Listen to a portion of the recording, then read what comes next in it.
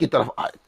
یہ روایت صحیح بخاری میں 2 مقام پر ہے، حدیث نمبر 3408 اور 6045 پر، اور صحیح مسلم شریف میں حدیث نمبر 61 ہے، سنن ابن ماجہ میں 2319 پر یہ روایت موجود ہے۔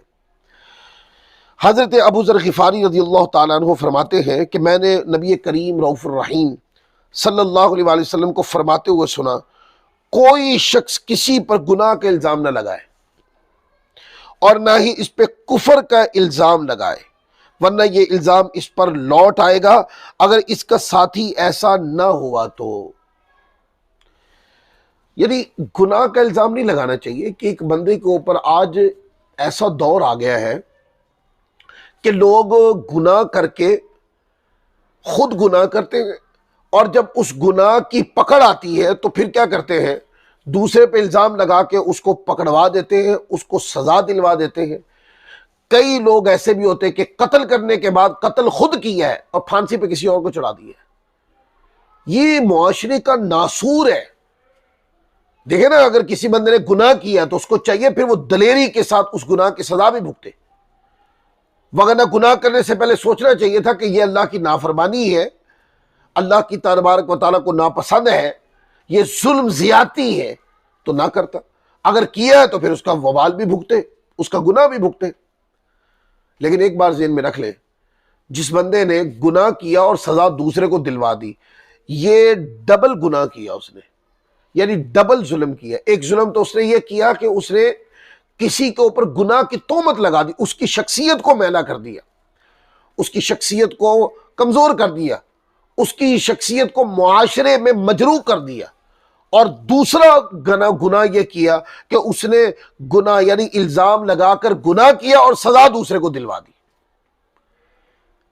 اس کے اندر وہ لوگ بھی، وہ وکلاء حضرات، وہ ججز حضرات بھی اس کے اوپر غور کریں گے کہ جو جانتے ہیں کہ جو میں کیس لڑ رہا ہوں یہ گناہ ہے، اور جو جج فیصلہ دے رہا ہے اس کو پتہ ہے کہ جس کو میں پھانسی چڑھانے لگا ہوں یہ بندہ اس کا مستحق نہیں ہے، اور پھر اس کو پھانسی چڑھا دینا، یعنی پیسے لے کے فیصلہ بدل دینا، یا کسی سیاسی دباؤ کی بنیاد پر فیصلہ بدل دینا، یا کسی وکیل کا دوسری پارٹی سے پیسے لے کر دلائل کو کمزور رکھنا اور بات کو صحیح طریقے سے ثابت ہی نہیں کر پانا عدالت کے اندر، حتیٰ کہ وکیل کے کمزور دلائل اور بددیانتی کی بنیاد پر ظالم کو سزا نہیں ملی بلکہ اس کے برعکس مظلوم کو سزا مل گئی۔ تو اس کے مستحق وہ لوگ ہیں جو یہ انصاف دلانے کے معاملے میں کارروائی کرنے والے ہیں، وہ لوگ بھی اس میں مستحق ہیں۔ اس میں ایسے لوگ بھی شامل ہیں، پولیس کے اندر ہیں لوگ، وہ بھی اس بات کے اوپر غور کریں گے کہ آپ کس کے کہنے پہ کس کو پکڑ رہے ہیں، گناہگار کون ہے۔ اگر جس کو آپ پکڑ کے لائے ہیں اور جس کو آپ نے ملزم ٹھہرا دیا، جس کے اوپر آپ نے ایف آئی آر کاٹ دی ہے، کیا وہ بندہ مجرم ہے؟ کیا اس بندے نے گناہ کیا ہے؟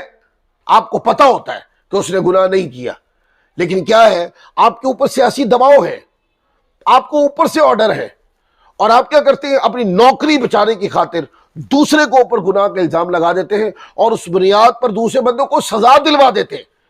اس طرح لوگوں کو پھانسی چڑھا دیتے ہیں، لوگوں کو سال سال جیل میں بند کر دیتے ہیں۔ تو یہ کیا ہے؟ یہ سب کبائر گناہوں میں سے ہے، یہ صرف گناہ نہیں ہے، یہ گناہ در گناہ ہے۔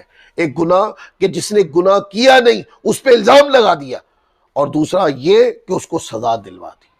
کفر کا الزام لگا دینا کسی بندے کے اوپر، حضور علیہ الصلوۃ والسلام نے فرمایا کہ یہ بھی درست نہیں ہے۔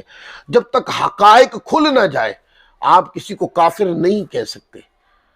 کسی عام بندے کو تو کسی دوسرے کو کافر کہنے کا حق ہی نہیں ہے جب تک دلائل نہ کھل جائے۔ اگر ان کے اوپر کوئی چیز کھلتی ہے تو عامت الناس کو چاہیے کہ وہ اس کی وہ ساری باتیں لکھ کر دارالافتاء میں جائیں، مفتی صاحب کے پاس رکھیں کہ فلاں بندے سے یہ باتیں صادر ہوئی ہیں، کیا یہ بندہ اب معاشرے کے اندر مسلمان کہلائے گا یا پھر مسلمان نہیں کہلائے گا، یا اس کے ساتھ کیا بیہیویئر کرنا چاہیے۔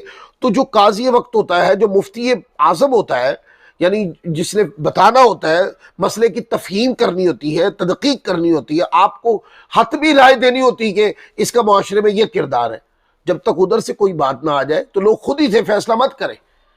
اس طریقے سے بعض مرتبہ کسی بندے کے اوپر الزام کفر لگا دیا جاتا ہے، اور جب مفتی صاحب اس بات کو دیکھتے ہیں تو وہ بات اگرچہ گناہ ہوتی ہے، لیکن کیا ہر گناہ جو ہوتی ہے وہ کفر ہوتی ہے؟ گناہگار مومن ہی ہوتا ہے، لیکن ہر گناہگار کو کافر ڈکلیئر کر دینا یہ درست بات نہیں ہے، یہ اللہ تبارک و تعالیٰ کو بھی پسند نہیں ہے۔ لہذا اس سے دو چیزیں کہ کبھی بھی کسی کی ذات کے اوپر گناہ کا الزام مت لگائیں، اور کفر کا الزام بھی مت لگائیں۔